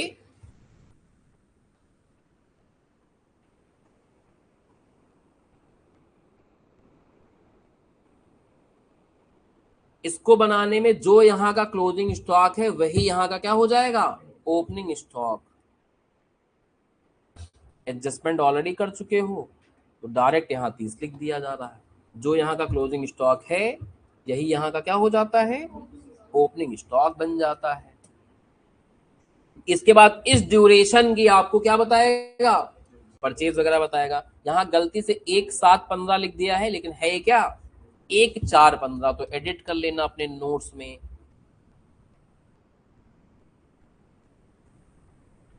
तो इसके बीचेस की परचेजेस दे रखी हैं 1,47,000 रुपया। इसकी सेल दे रखी है 1,50,000।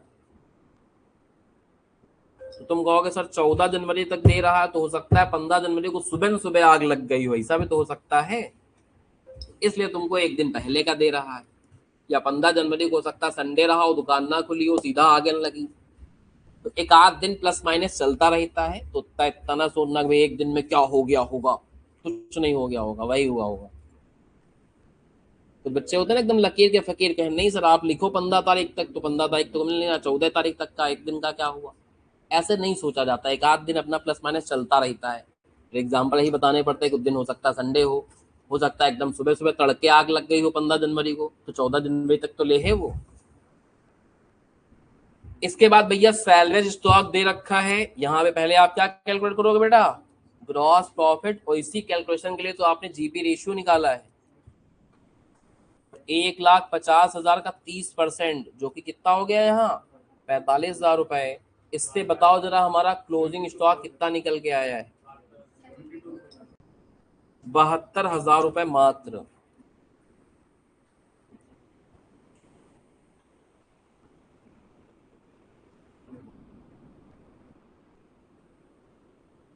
तो closing stock on the date of fire आ चुका है 72,000 रुपए, माइनस सैलवेज वैल्यू 18,000 रुपए, 50,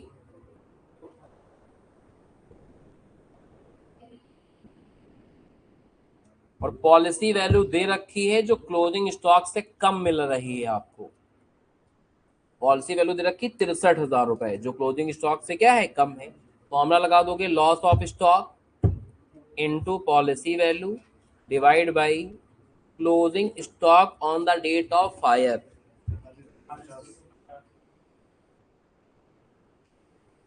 47,250 रुपए। यहाँ पे सवाल एंड हो गया है। चलो आगे चलते हैं। अगला सवाल क्वेश्चन नंबर 6।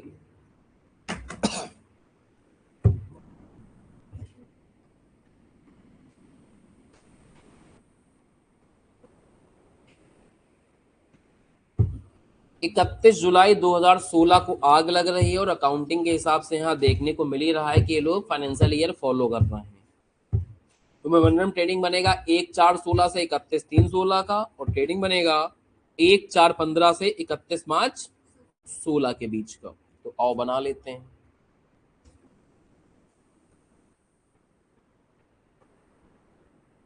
तो 1/4/15 से 31/3/16, 1/4/15 से 31/3/16 के बीच का ट्रेडिंग अकाउंट बनाना मांगता है।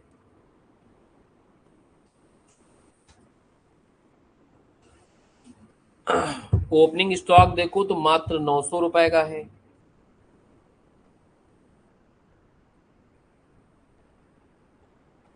सेल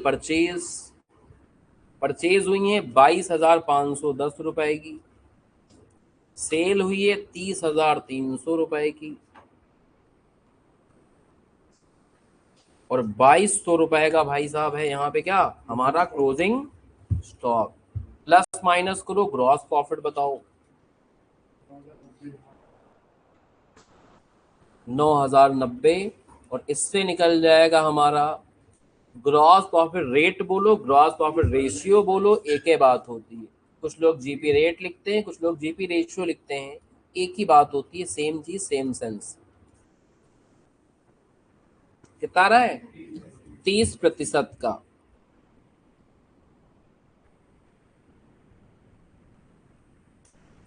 इसके बाद बनेगा क्या मेमोरेंडम ट्रेडिंग पीरियड की बात करें तो ये बन रहा है 1/4/16 से आग लगने वाली तारीख का, यानी 31 जुलाई 2016 तक। जो यहाँ का क्लोजिंग स्टॉक है वही भैया यहाँ का बन जाइए क्या ओपनिंग स्टॉक। इसकी परचेजेस, इसकी सेल, इसका ग्रॉस वाला प्रॉफिट, जो भी इस सेल का 30% होगा। तो सेल परचेज दे रखी 8,350 और 10,000, 8,350 और 10,000, और 10,000 का 30% होता है 3,000। ऐसे में यहाँ निकल जाएगा भाई साहब अपना क्लोजिंग स्टॉक 3350, 3550। बहुत बढ़िया, ये निकल गया हमारा closing stock on the date of fire. और यहाँ पे आपको बताना था कितना स्टॉक डिस्ट्रॉय हुआ है, तो इसमें से सैल्वेज वैल्यू माइनस कर देंगे। नहीं है तो कोई बात नहीं, यही अपना क्या हो गया स्टॉक डिस्ट्रॉयड, या फिर क्या बोले उसको लॉस ऑफ स्टॉक। यहाँ क्लेम पूछ ही नहीं रहा था, कहता भैया जितना स्टॉक डिस्ट्रॉय हो गया वो बताओ, तो बता दिया 3550 का डिस्ट्रॉय हुआ। ठीक है, समझ गए। अब आगे के सवालों में कुछ और गहराई आएगी और वो समझना है हम लोग, तब आगे के सवाल लगा पाएंगे।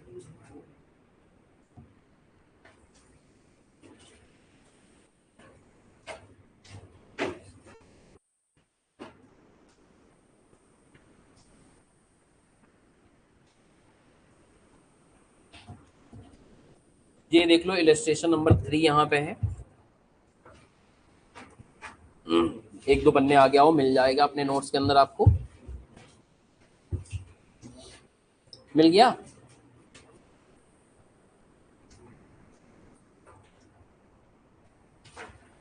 इलस्ट्रेशन नंबर 3 नजरे बोर्ड पे रखो।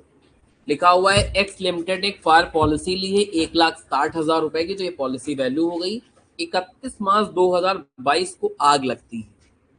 ठीक है, 31 मार्च 2022 को आग लगती है और 31 दिसंबर 2021 की आपका स्टॉक दे रखा है और इसको देने का पीछे का पर्पज ही हो गया कि इनकी ईयर का फॉलो करते हैं, कैलेंडर ईयर फॉलो करते हैं। जीपी रेशियो आपका दे रखा है, जीपी रेशियो आपको दे रखा है। आपको बताना है लॉस ऑफ स्टॉक कितना हुआ और कितना आपको क्लेम। चलो पहले खुद से रफ में ट्राई करो, फिर हम बताएंगे तो मजा ज्यादा आएगा।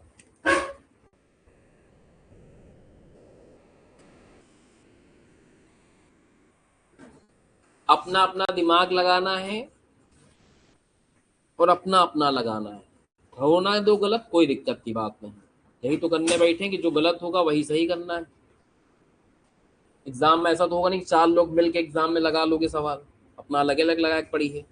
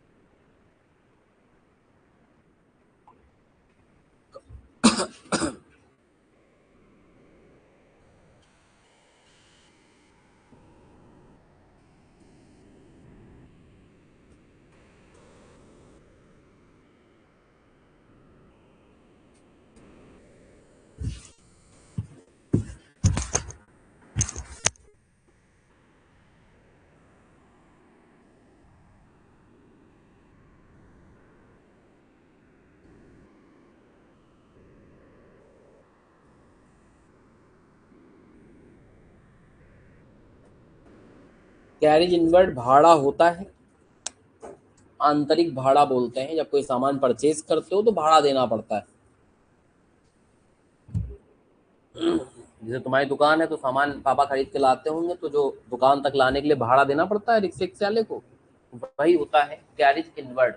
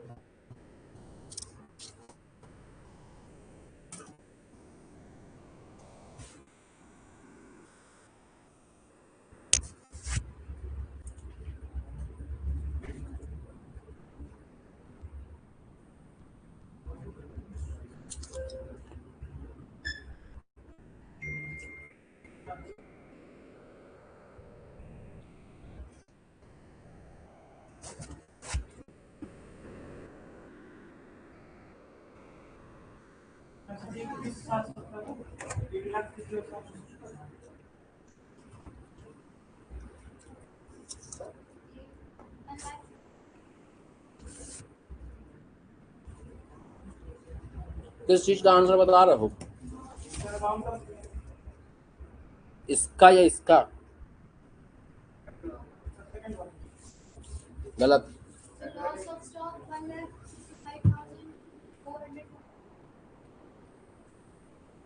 हम्म,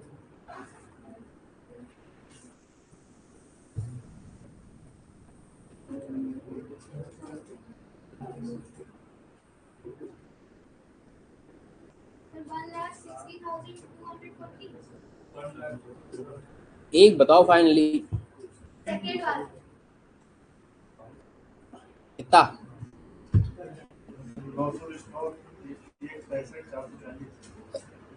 कहीं कुछ गलत कर रहे हो, क्या गलत कर रहे हो वही देखना है। अब इतने सारे आंसर सब गलत ही हो जाएंगे, समझ रहे हो? रोज स्टॉक यही आ रहा है, हो सकता सही हो। आओ देखते हैं, आंसर लिखा नहीं ना यहाँ पे, पता नहीं चल रहा। तो अभी देख लेना किसका सही आया किसका गलत आया। सीधा बनेगा क्या हमारा,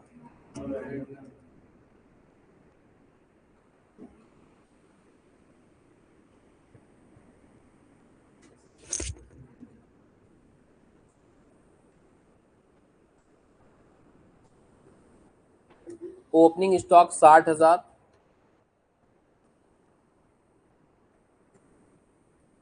परचेजेस 2,60,000,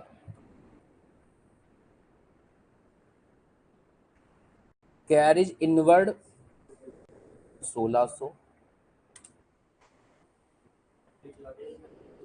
सेल्स है 1,80,000 की,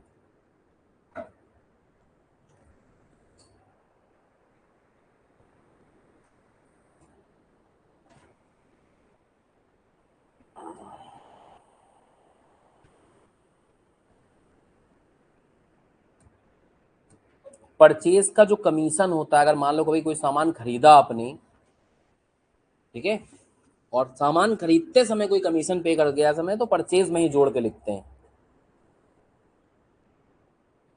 उसको, चाहे परचेज में जोड़ लिख के दे दो चाहे यहां लिख दो, इतना। इसके बाद ग्रॉस प्रॉफिट 60,000 आएगा, क्योंकि यहाँ 50% किसका लिखा हुआ है, कॉस्ट का लिखा हुआ है। 50% मतलब क्या होगा, 1/2 कॉस्ट का, तो सेल का कितना हो जाएगा 1/3, कॉस्टिंग में पढ़ाया लिखाया गया था। इसके बाद आपका क्लोजिंग स्टॉक निकलेगा 2,06,800। तो जिनका 2,06,800 आया था उनका सही है, जो लोग 1,65 और 1,66 और 1,30 पता नहीं क्या क्या चिल्ला रहे थे वो सब गलत है।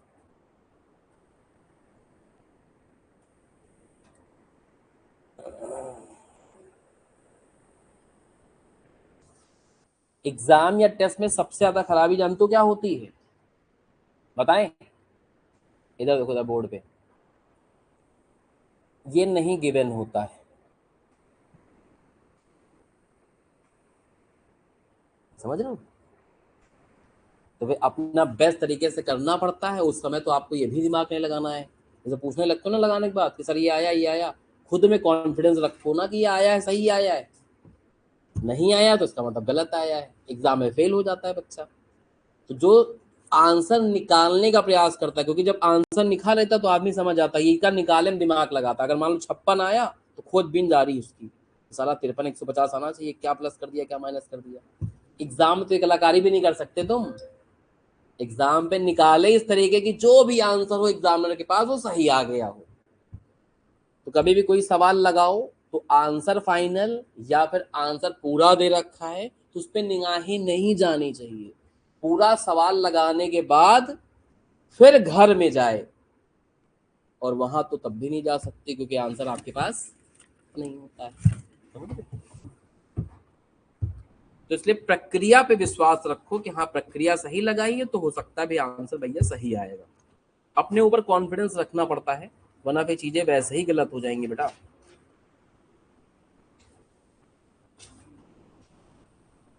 तो सैलवेज वैल्यू दे रखी है कितनी, 41,360 रुपए, ये माइनस करोगे 1,65,400। तो किसी ने अगर ये भी बताया हो तो उसका ये भी सही है, ठीक है। और इंश्योरेंस, और ये 1,65,440 क्या आया है, क्लेम नहीं आया, क्या आया, लॉस ऑफ स्टॉक आया है। फिर अमाउंट ऑफ क्लेम का फॉर्मूला लगा दोगे, loss of stock into policy value divide by closing stock on the date of fire, कितना। तो क्लेम का 1,28 तो किसी ने नहीं बोला था, ठीक है, कुछ लोगों के ये आंसर यहाँ तक सही थे, उसके आगे पता नहीं क्या कर दें कि यहाँ तक नहीं पहुंच पाए।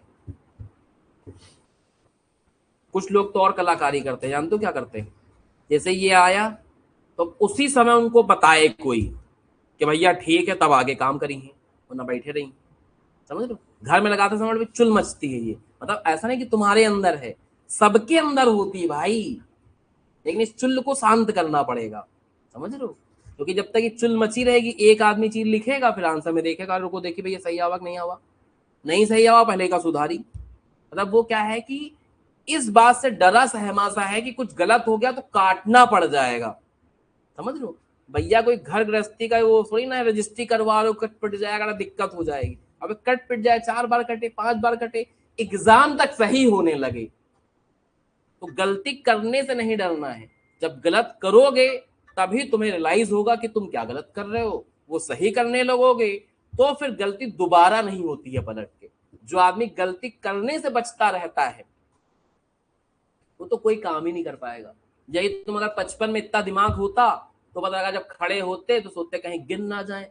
शुरुआत में तो 50 बार तुम भी गिरे होगे, हम भी गिरे होंगे, याद थोड़ी ना घंटा किसी को।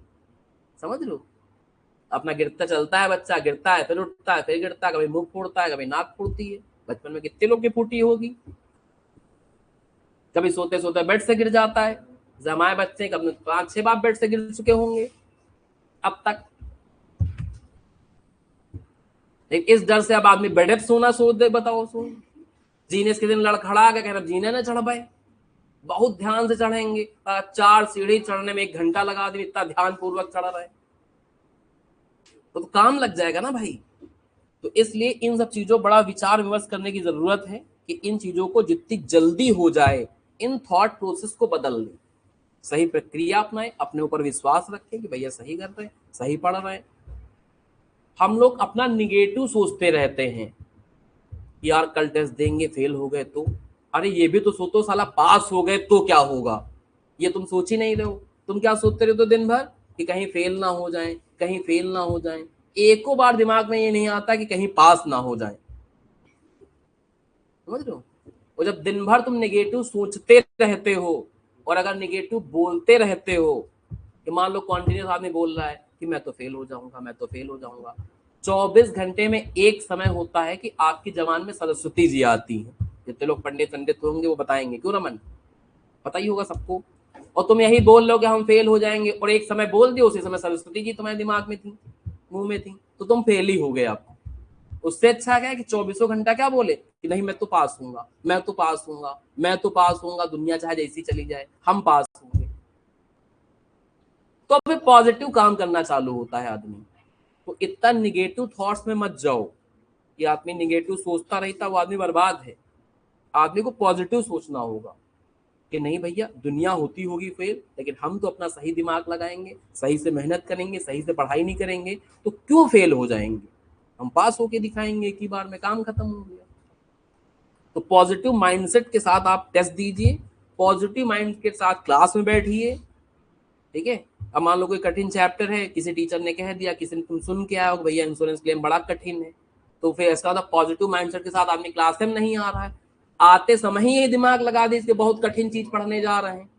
अब दिमाग में घुसने से मतलब कोई घुसेड़ ही नहीं सकता तुम्हारे दिमाग में, क्योंकि गलत चीज पहले ही दिमाग में बैठ चुकी है कि भैया ये कठिन है।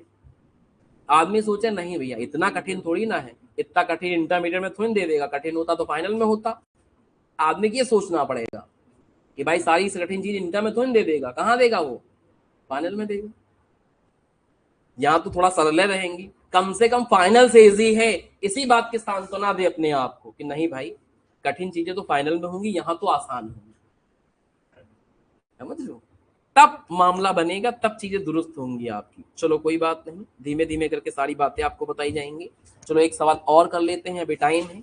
अगला सवाल पढ़ लो, क्वेश्चन नंबर 4, इलस्ट्रेशन नंबर 4 खुल रहा है यहाँ पे, वेंकटेश वाला सवाल। वेंकटेश नहीं, वेकाटेश है।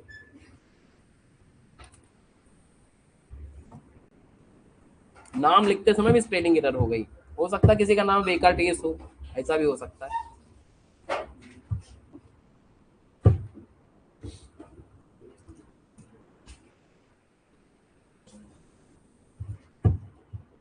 अभी हमारे एक निमंत्रण आया तो उसमें लड़के का नाम जानते हो क्या लिखा है? गणेश। अबे हमने कहा ये कौन सा नाम है? गणेश रख लेता आदमी, समझ लो, मनीष रख लेता, गणेश क्या नाम है? पहली बार सुने थे, लेकिन हम क्या कहें भाई, रिश्तेदार हैं लेके आ गए कार्ड।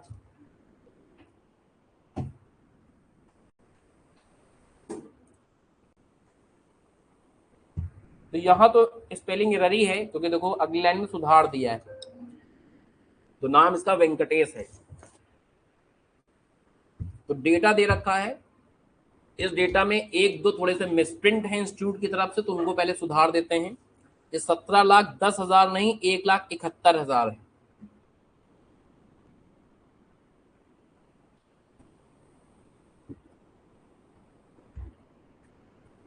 एक मिसप्रिंट और, इधर देखो नजरें,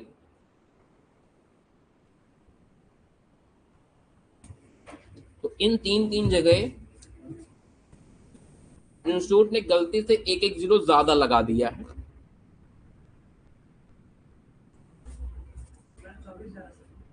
कहाँ पे बेटा? हाँ, एक जीरो कम करना है तुमको। पहले कितना लिखा था? 24 लाख। तो अब कितना हो जाएगा? एक जीरो ज्यादा था, दो जीरो को हमने एक बना दिया, ये दो को मिला दो इसे। अब 4 जीरो दिख रहे हैं, मतलब 2,40,000 हुआ। यहाँ 3 जीरो दिख रहे हैं, इसका मतलब 18,000 हुआ। एक एक जीरो गलती से ज्यादा लग गया था। हाँ बेटा, किसमें? 3 कहाँ दिख रहे हैं? चौथा नहीं गोला बन रहा तुमका? कैसे बोले भैया कि एक जीरो कम करना है? लो मैं इसे कम करे दे रहे भाई, क्या बताएं। लो अब ठीक लग रहा है? अब ठीक है? मेक जोक ऑफ देखो, नहीं देखे तुम लोग?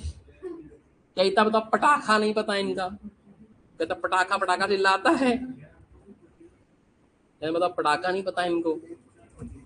तो इसे देहाती नाम नहीं पता हो तो गड़बड़ा जाता है। कहीं देहात देहात में गए, कहीं भैया चबैना वना लिया, चबई हो, तुम समझ नहीं पा रहे क्या बोल रहा है। तो देहात देहात में क्या होता है, लैया चूरा उरा मिला के दाल मोटा मार लिया आते हैं अपना, कहते चबैना है ये। तुम कहोगे भैया इसको स्नैक्स बोलो,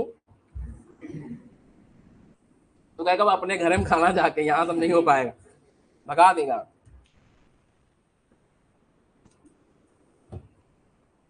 मतलब मुंह के वापस चले आ रहे हैं। इस सवाल में देखो वेंकटेश साहब का क्या करना है, हमको क्लेम निकालना है। You are required to ascertain the insurance claim. तो क्लेम निकालना है भाई, कितना क्लेम बनेगा। सवाल में देखो तो जीपी रेशियो देने रखा है, तो हमको क्या करना पड़ेगा, पहले ट्रेडिंग बनाना पड़ेगा और जीपी रेशियो निकालना पड़ेगा। तो चलो जीपी रेशियो स्वयं से निकालो, लेकिन निकाल नहीं पाओगे, इसलिए हमें निकलवा देते हैं। इस सवाल में रायता जो है ना वो ये है, और थोड़ा बहुत रायता ये भी है।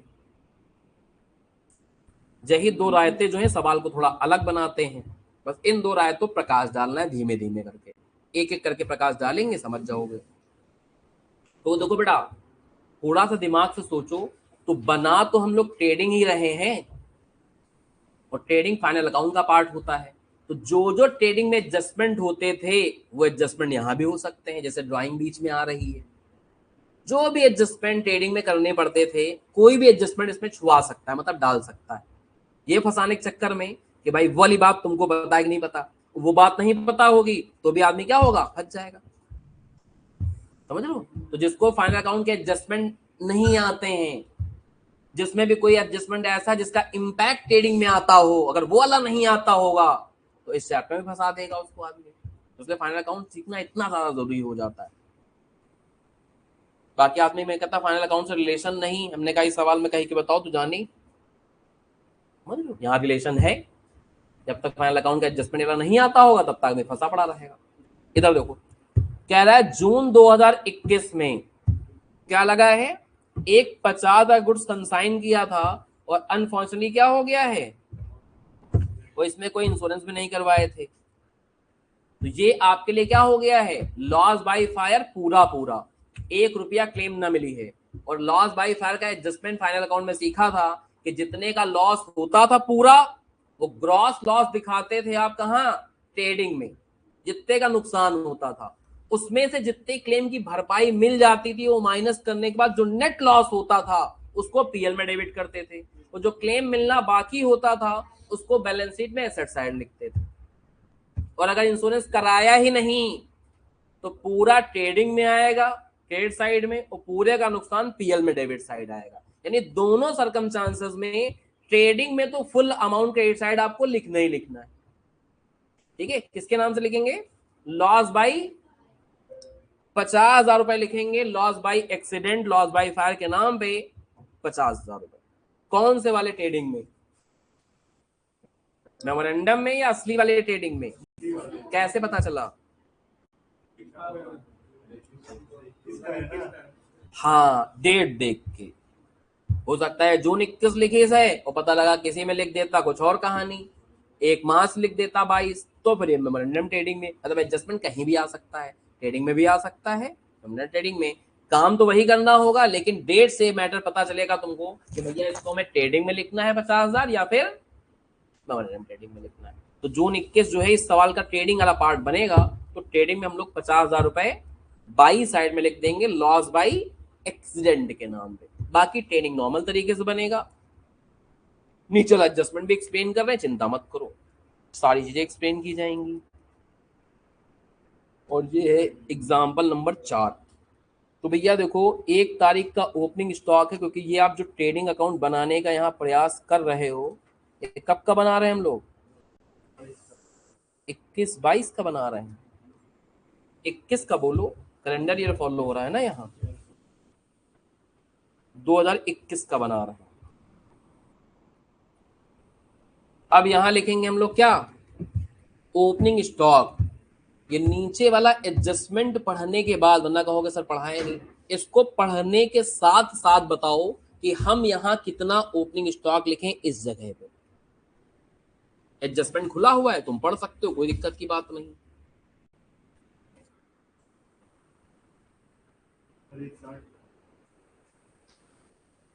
1,60,000 बता रहे हैं ये, बाकी कुछ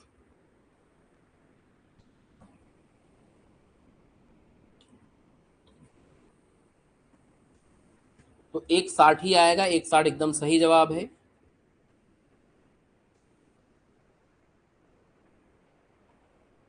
क्यों आएगा एक्सप्लेन कर देते हैं। कह दिसंबर 2022 तक हम स्टॉक को दिखाते थे कॉस्ट माइनस 10% पे। तो ये 1 जनवरी का स्टॉक है, वही तो होगा जो 31 दिसंबर 20 को रहा होगा, तो वो स्टॉक आपने 10% कम करके दिखा रखा होगा, मतलब 90% पे दिखा रखा था, तो इसको 100 बना लो, कितना हो जाएगा, 1,60,000। इसके बाद परचेजेस सवाल में दे रखी है 9,38,000 रुपए की, सेल दे रखी है 11,60,000 की, लॉस बाई एक्सीडेंट हो गया 50,000 का। क्लोजिंग स्टॉक कितना लिखा जाए,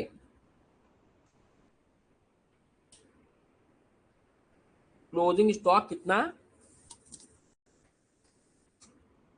लिखा जाए बताओ।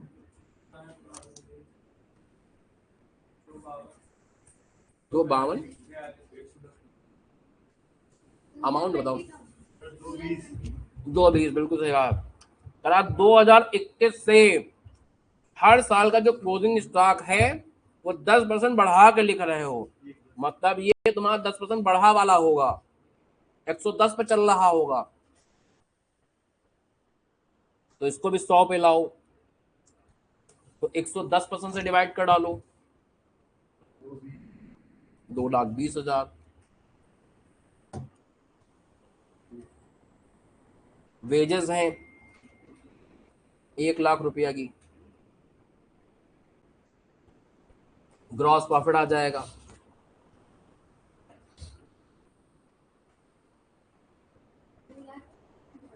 2,30,000, 2,32,000 रुपए। और फिर यहाँ निकाल लेंगे हम लोग जीपी का रेशियो,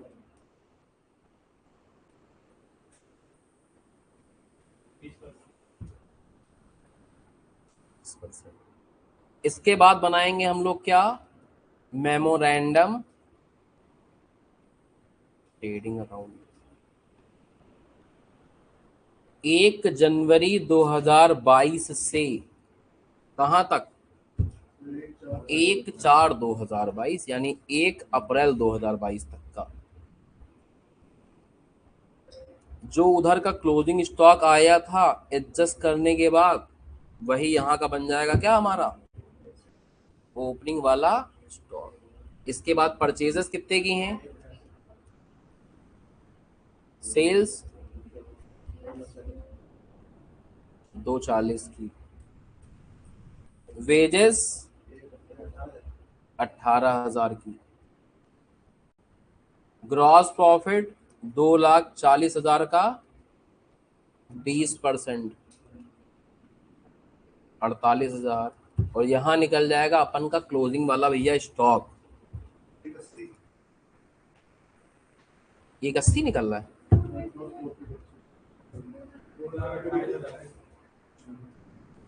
2,28,000। तो closing stock on the date of fire 228 minus SV मतलब सैलवेज वैल्यू जो कि कितने की है 28,000 की, तो 2 लाख आ जाएगा loss of stock. Policy value देखो दे रखी है कितनी कम है, तो भैया अमाउंट ऑफ क्लेम का फॉर्मूला लगा दोगे loss of stock into policy वाली value divide by closing stock on the date of fire. तो इस तरीके से आ जाएगा हमारा यहाँ क्लोजिंग स्टॉक की वैल्यू।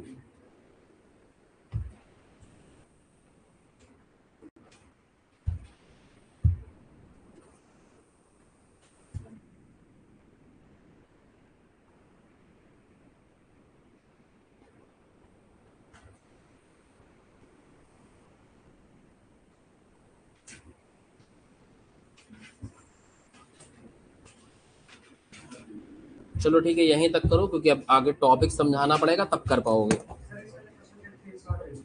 हाँ बेटा हाँ भेज दे रहे तुरंत भेज दे रहे आंसर की ना तुरंत भेज दे रहे लगे हाँ भेज दे रहे ऐसा क्या है।